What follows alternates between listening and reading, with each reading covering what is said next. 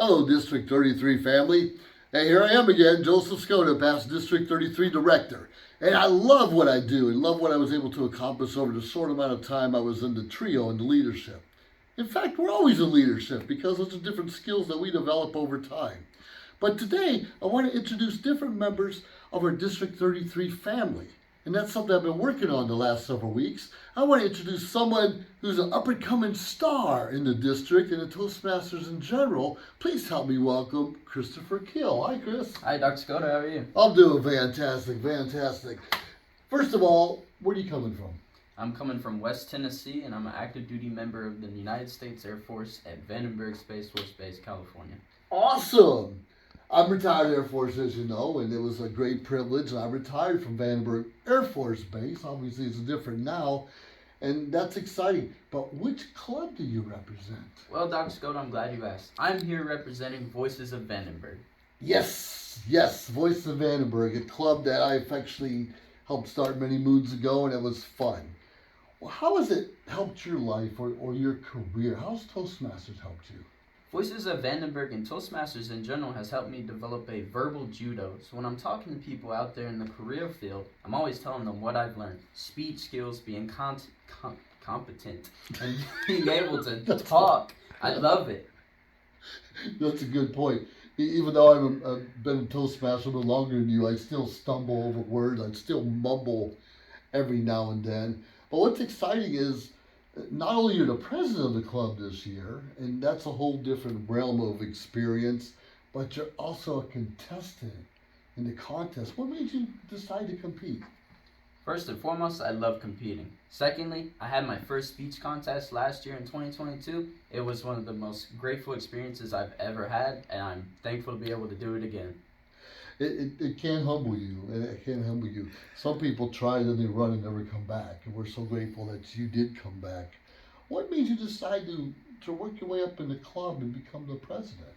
I really look at my previous leaders. Senior RG was the first president of Voices that I've seen, and I looked after her and tried to be that type of person as a club president. As easy as that. Easy as that. You know, that's funny. We try to model certain people, and over time we find out we are who we are. We can fine-tune those skills and become better communicators, but we are who we are. And what I found about Toastmasters just made me better at what I'm doing, my job, my career, my life, my relationships. How's it made you better? I'm a talker. I love to talk. That's true. Being able to communicate, right? It's different. We are able to create relationships, as you said before, whether it be business or personal. You can never have too many friends. That's a fact. One of the things I talk about a lot is the networking, the people that we meet along the way, people from different walks of life, the diversity in our district. And there's no way I would have met them if I never joined Toastmasters. So how do you feel? You meeting some of the movers and shakers of your life helping you out? Absolutely. I feel like the ones that have helped me out the most are just the only people in my club. Dr. Skoda, definitely with the influence there. I try. Vocal variety. Yes. And of course, Patrick Chandler, he's helped a lot. Oh, yeah. And Vanessa, of course, can't forget her. Can't definitely forget her. helpful in everything I've done. Can't ask for a better treasurer and club leader.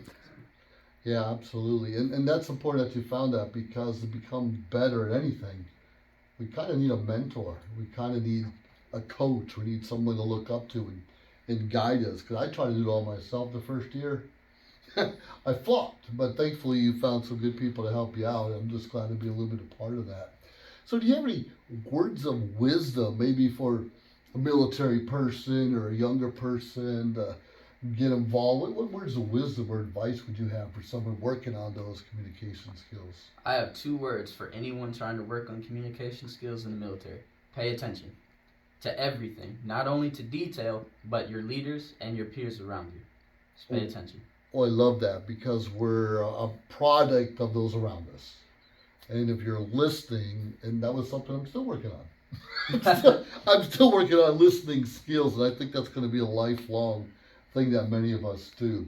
So that's pretty exciting. So you're from Tennessee, you're at Vandenberg now. What do you actually do in the military? So I'm security forces, basically military police. We are protecting DoD assets, Department of Defense, security forces. We're there to help anybody in need, and that's my job.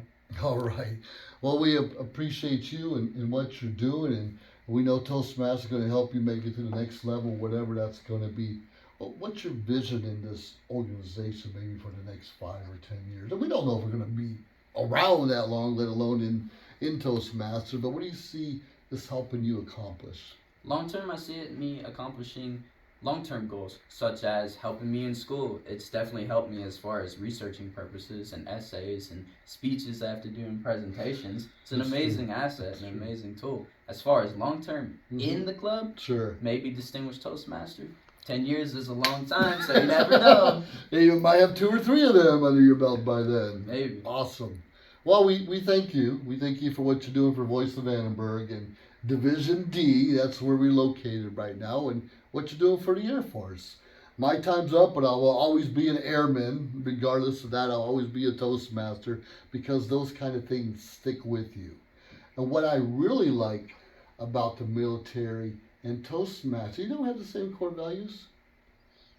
I know we had integrity. Integrity first, excellence in all we do. Right? What are some of the other ones we have? Service Before self. Air Force. And the only difference between the Air Force and Toastmasters, we have that fourth one called respect. And I think that should be a core value anywhere in the world.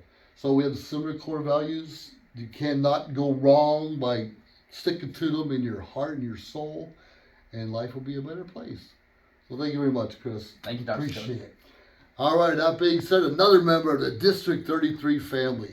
Can't wait to hear your story and what you have to bring to the table because we're all unique. And that's what's so wonderful about what we do. With that being said, we'll see you in the next episode. Have yourself a great day.